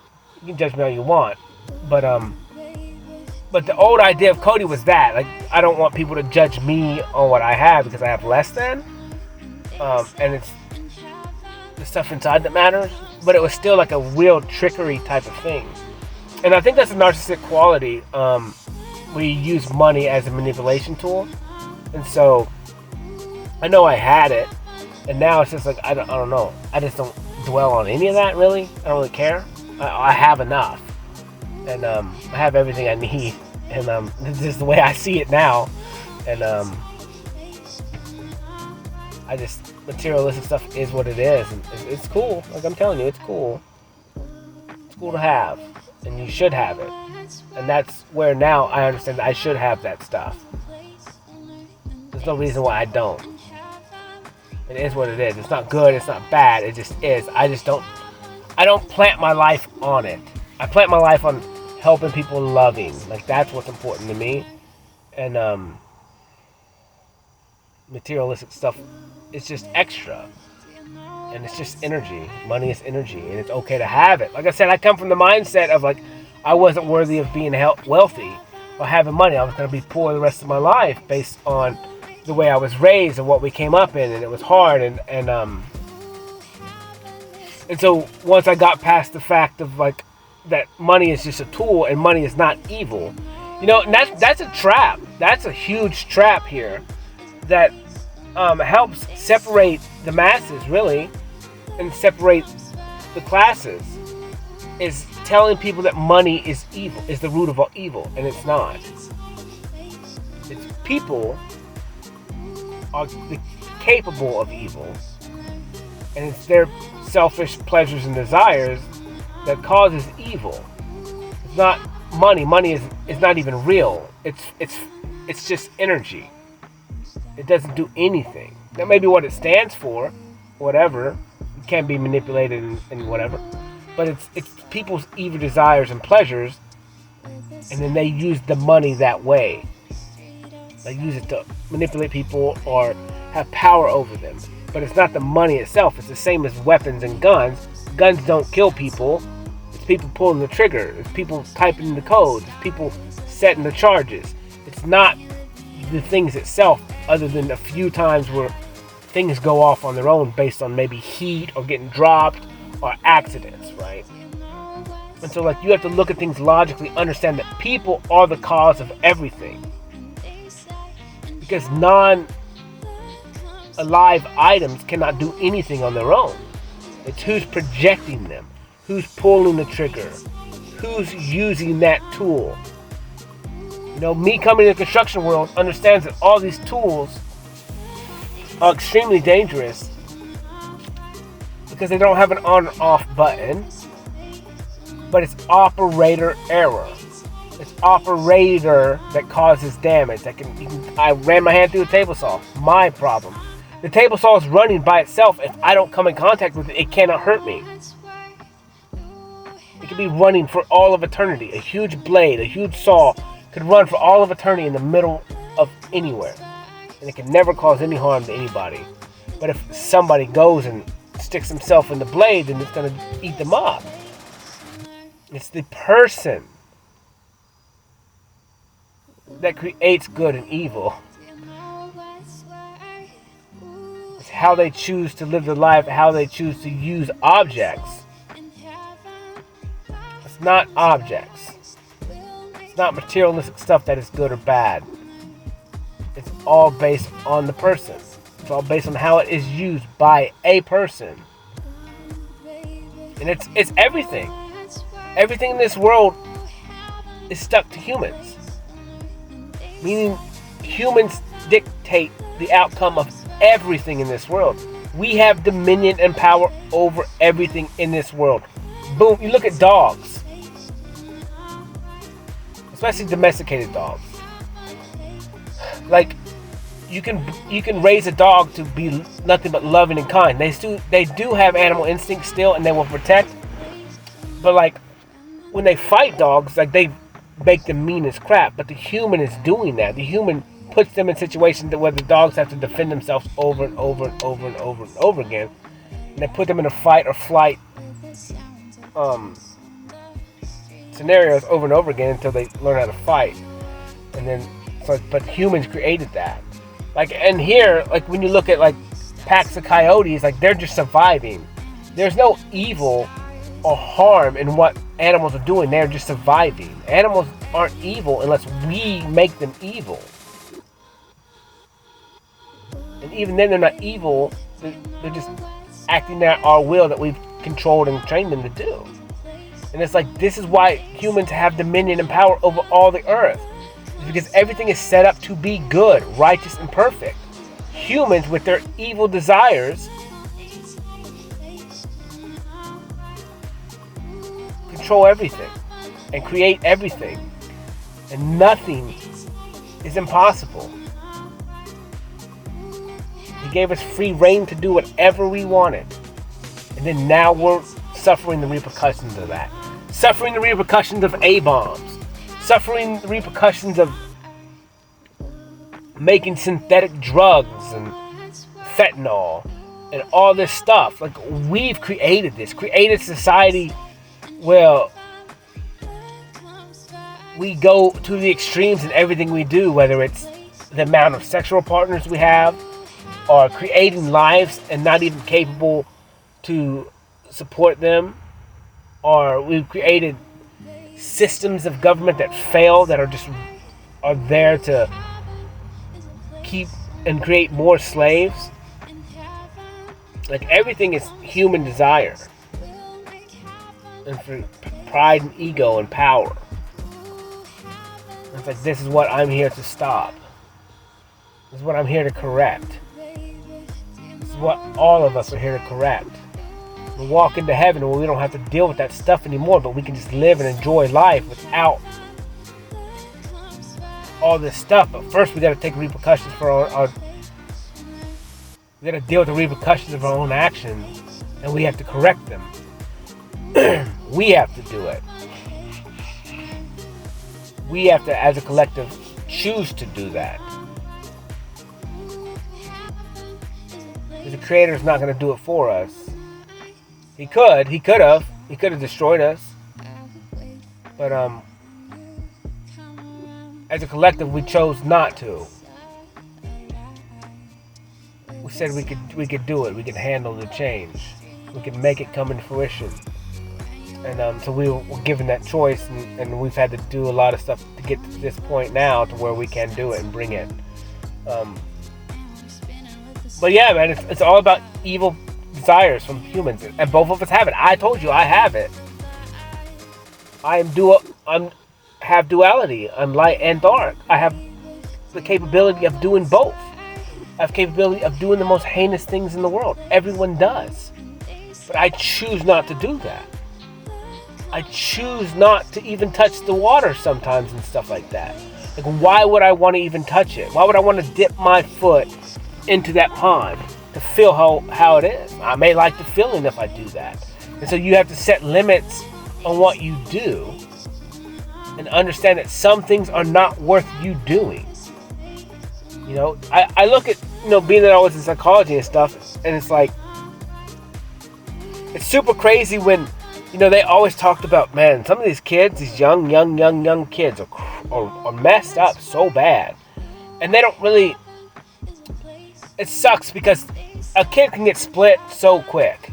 A kid can get split from age 1, 2, 3, 4, and you don't have the communication to even find out what split them, what act happened to them that caused them to split, and they don't understand. And so they're kind of will never ever, it's going to be hard for us to understand what happened to them. More likely they got abused somewhere or something happened, got hurt, brain damage. But when these young kids are killing animals at a young age,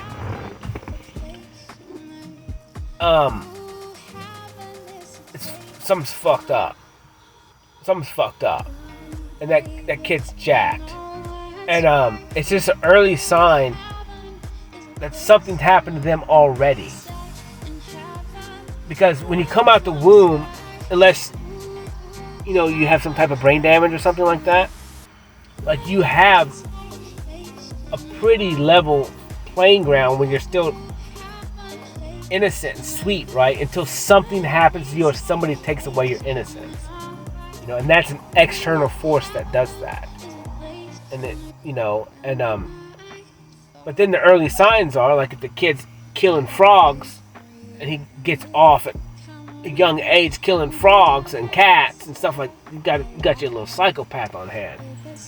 But it's like, how do you fix that if we can't even communicate what happened to that kid? Because it's going to take, I don't know, by the time he gets old enough to even communicate, like, the damage is done, and he's already created this bloodlust for what he thinks is normal, and that excitement and whatever, dopamine receptors that are produced when you're that young. It's hard to correct that. And so at that point, once that stuff happens, and if you was to be able to correct that, then that human being has to spend the rest of their life not doing what they were programmed to do. And it's super difficult. And it's kind of like the whole thing where, man, this could get pretty crazy here. But depending on what happens to you as a child, it's going to dictate a lot of things in your life that you will feel like they're regular and that you have zero option. Because you literally was either brain split at that point in time, or the processes that happened during whatever act happened to you, it shapes everything. The dopamine receptors go, boom, you're getting attention. All this stuff makes you feel good, yet you feel bad at the same time. And it's very complicated stuff, because the human body is outrageously amazing, and the things that it does in the way that it's programmed is freaking fire and crazy. So when things happen to you as a child, it forms your likes and dislikes, and one act could do it. And then you gotta go the rest of your life in a world going against that, when an act happened to you that causes you and programmed you to like or dislike a certain thing. And then you have the whole world telling you that you're wrong, when it was out of your control in the first place, because someone robbed your innocence from you and caused that moment, caused your body to split. and protect itself, and then you go out throughout living life liking something, and the whole world tells you that you're wrong and that you're going to burn in the fiery pits of hell because of it. And it's like, but something happened to that human being. It was out of their control. Someone infringing somebody's free will, and your body just did what it did. It's perfect. It's in the past. There's nothing you can do about it. You just have to deal with it. And so a lot of that stuff, like, there's a lot of stuff in the future. It's complicated, and I gotta spend more time on it, and to really understand the totality of it, because there's so much more in this world that we don't understand. And being that,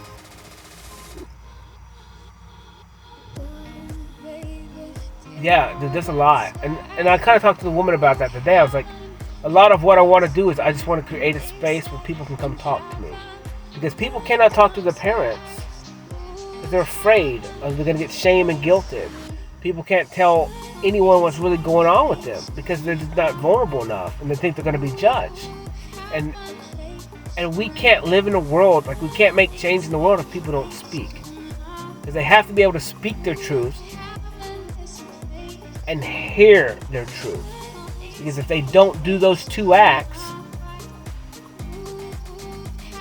then they can never change.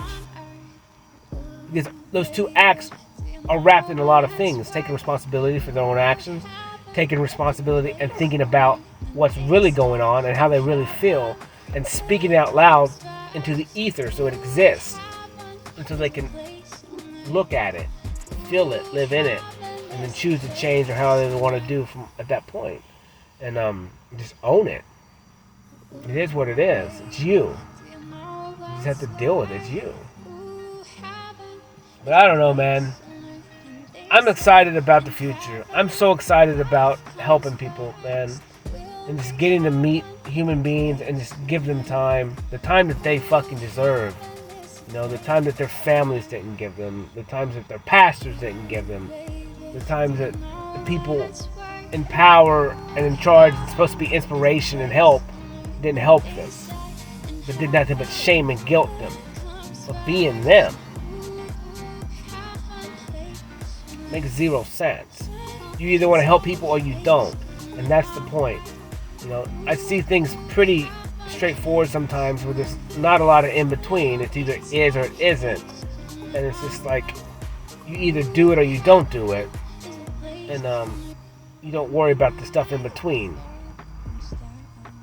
Because if you get wrapped up in the stuff in between, there's going to be a million reasons why you shouldn't do something. And there's going to be a million reasons why you should. But you still don't have to pick either of those. To me, I just pick and say, I should help them. I should give them time. And then do it. Because why wouldn't I? They deserve it. I deserved it. I didn't get it. But I'm going to supply it when it's needed, because I know other people won't. And if I can't help them, you know, maybe no one ever else will. But I'm not going to leave that to chance. I just have to do what I got to do. And because I wanted someone to do that for me. And instead, this is my path. And I had to do it on my own. But it doesn't mean I want everyone to do it on their own, because it's bullshit. It's bullshit. And it's kind of disgusting at the end of the day.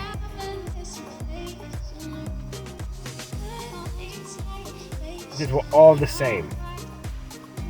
We're all humans. We're all capable of loving. So why don't we do it? And honestly, I quit asking the question. Because I just don't care. Because I'll do it. I have to do it. You can go on your own way and worry about yourself all day long, that's fine. But I'm doing stuff now so I can create those things. But I had to fix myself first. But I understand, if I cannot help humanity, then what's the point? If I can't help the other versions of me that are out there, that are me, that look like me, all those versions that just look different, maybe different skin colors, come up in a different situation. It doesn't matter. We all have the same problems. We all felt abandoned. We all were abandoned. We all want cuddled and loved by our parents. You know? We all have these things that split us in our past. We've all had this damage done to us. And if no one ever talks to them and even gives them a chance, even gives them just a little speckle of time, like, what's the point? Like, I gotta do that. I gotta put myself out there. I have to be vulnerable. I have to let them know that I do have their back. And I'll do whatever I can within my power to help them see that they are loved and they're not alone. And I'll do my best, and I'm creating things to help. I have to. And that they can be happy. They deserve to be happy. Everyone deserves it. But you have to do things to get it. You have to take a step forward to that deserving finish line where you get your reward. Because your reward is earned. Because you created a path. You lived a life that you have to overcome to get to that deserving. Because you created that judgment on yourself. And it sucks. It kind of does suck because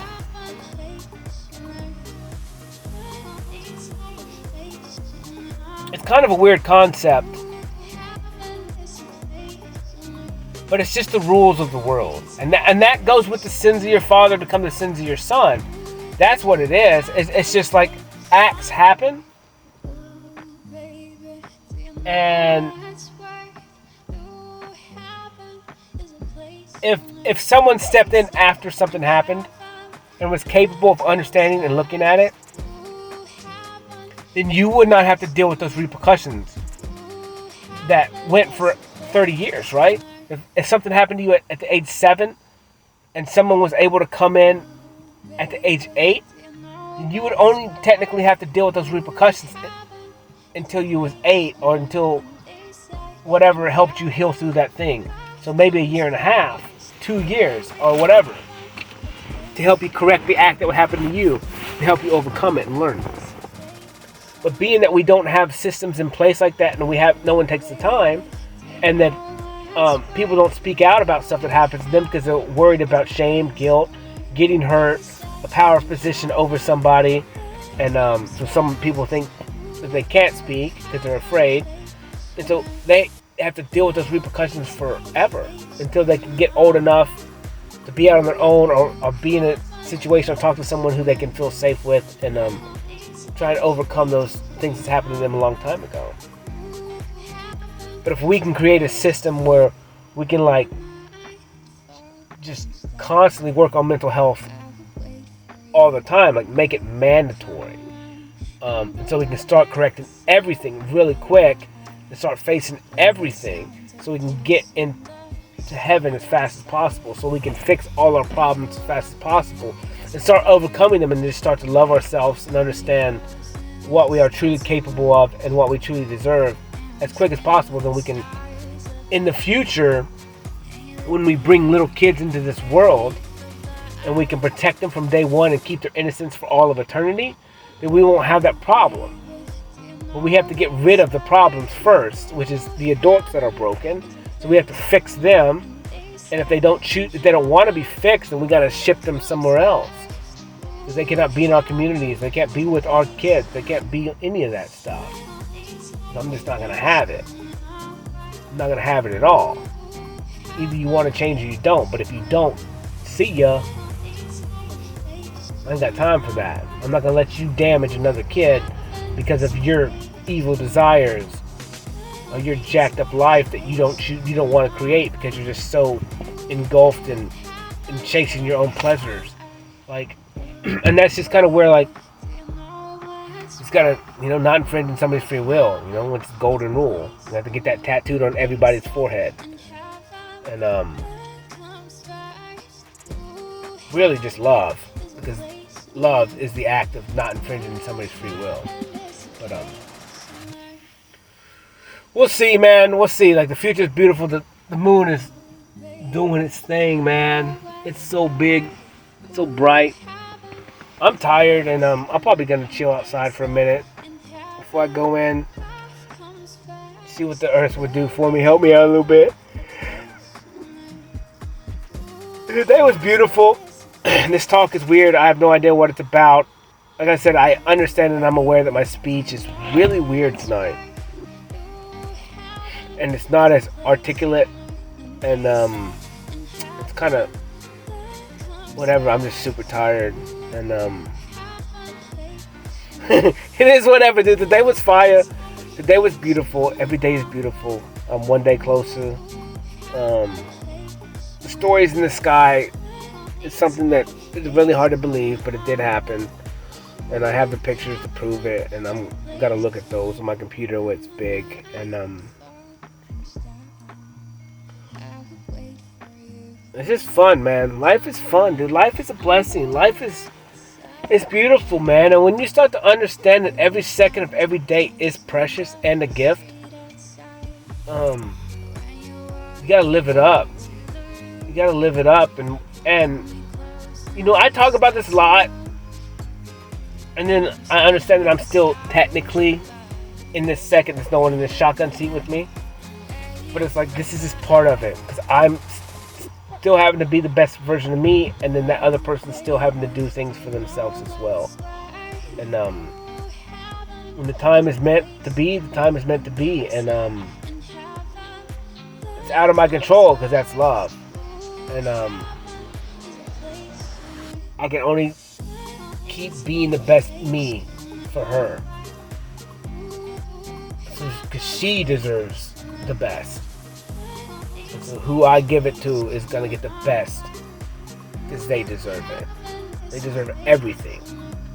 They deserve the world, and I'm literally gonna give it to them, literally, because I created it. And I've done the work to do it.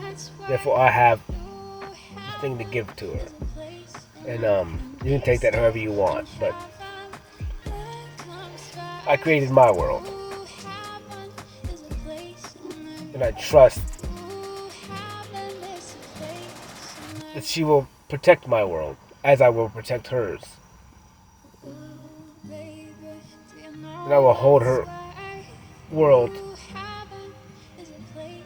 and I will do what's best for her world every single time, and she will do the same for me. And that's what love is. That's what real love is. And it's not based in jealousy. It's not based in any of this stuff. We can still have those things, but we gotta grow together in those things, because we're still gonna be coming from some of those stuff is still tied to our past. Well, if we've never had this new type of relationship, we have to grow and heal from that. And that's why, like, if I've healed all the stuff that I possibly can heal on my own, and now, like, we're gonna be healing our relationship skills, and we're gonna be creating a new relationship that's never existed before for both of us. And we gotta heal through that codependency crap. We gotta heal through that jealousy. We gotta heal through that attachment style stuff, and understand that we can surrender to each other, and that we can trust each other, which means I trust that she's going to do what she does, and she's going to trust that I do what I do, and we're okay with it. You know, at the end of the day. That sounds complicated, but it's actually very simple. Because, like I said, at the end of the day, a relationship is I'm supposed to have her. I'm supposed to be protective of her world and her best interest at all times. Meaning I'm not going to do anything unless it's for her best interest. And then she's not going to do anything against me unless it's for my best interest. And so that's what a relationship is supposed to be. Where I give her my world, and she gives me hers. And then so I protect her world, she protects mine, and then we don't do anything that affects either of us negatively, because we want the best for each of us. Because we're the same. And we have each other's worlds. And it's kind of whatever. It's just that's the aspect of love that needs to happen. It's her world is my world is hers. I'm not going to damage or hurt mine. Therefore, I'm not going to damage and hurt hers. If I hurt mine, it affects hers. And if she hurts mine, it affects mine. And being that it's mine and that's hers, we don't want to harm ourselves. And once you start to love yourself completely and understand that, you don't want to harm yourself. Because you're the only thing you got. You know, you don't want to... You step away from those self-harming acts. You start to understand that, like, if I do this now, it's going to harm me in the future. And then it's going to make me do this and not be a good father for my kids, which causes the whole cycle to restart again, which I've healed that stuff. So I'm not going to project that stuff on my kids. The crap that I went through doesn't exist anymore. I'm not going to bring it into those kids' worlds. So those kids aren't going to have any curses from me. I'll tell you that. So I'm not going to introduce them to that crap. Because of my selfish ways, I'm not going to do that. It's disgusting. It's disgusting and just disgusting. Especially once you're aware of it. And you know you can handle it and change it. So, I don't know, man. I guess I could talk for all of eternity, but this talk is almost 2 hours, so I'm gonna holla. Today was amazing. I appreciate everything. I don't know. Holla. Love y'all. Peace.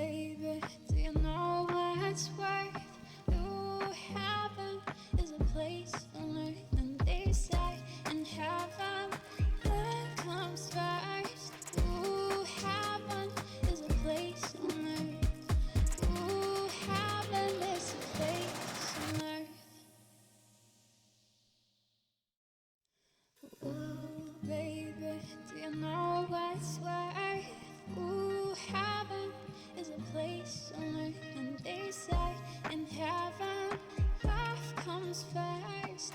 We'll make heaven a place on earth. Ooh, heaven is a place on earth. Oh, baby, do you know what's worth? Ooh, heaven is a place on earth. And they say in heaven that comes first. Ooh, heaven place on earth. It's a place on earth. Ooh, heaven place on earth. It's a place on earth. Ooh, heaven is a place on earth. When the night falls down, I would wait for you, then you come around, and the words are alive with the sounds of kids on the street outside. When you walk into the room, hold me close and we start to move, and we're spinning with the stars above, and you lift me up and wait for life. Oh, baby, do you know what's worth? Ooh, heaven is a place on earth, and they say in heaven that comes first. Ooh, heaven is a place on earth. It's a place on earth. Ooh, heaven place on earth. It's a place on earth. Ooh, heaven is a place on earth. It's a place on earth. Ooh, heaven place on earth. Ooh, baby, do you know what's worth? Ooh, heaven is a place on earth, and they say in heaven that comes first. Ooh, heaven is a place on earth.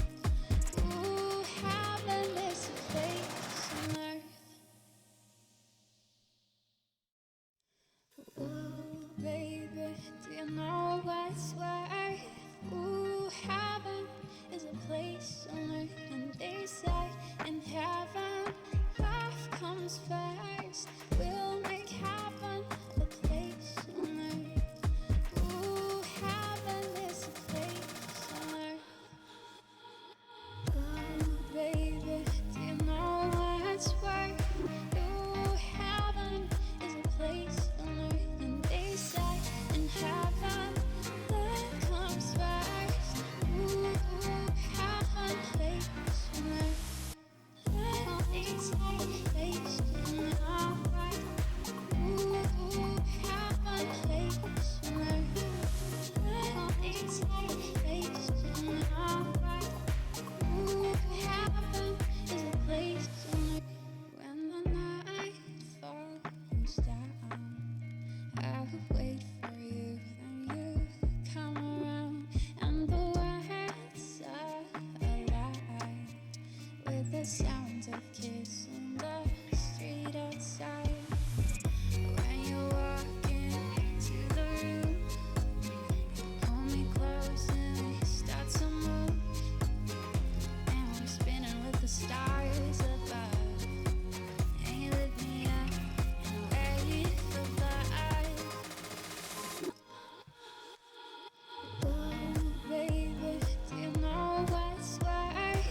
Ooh, heaven is a place on earth, and they say in heaven that comes first. Ooh, heaven is a place on earth. It's a place on earth. Ooh, heaven place on earth. It's a place on earth. Ooh, heaven is a place on earth. It's a place on earth. Ooh, heaven place on earth. Ooh, baby, do you know what's worth?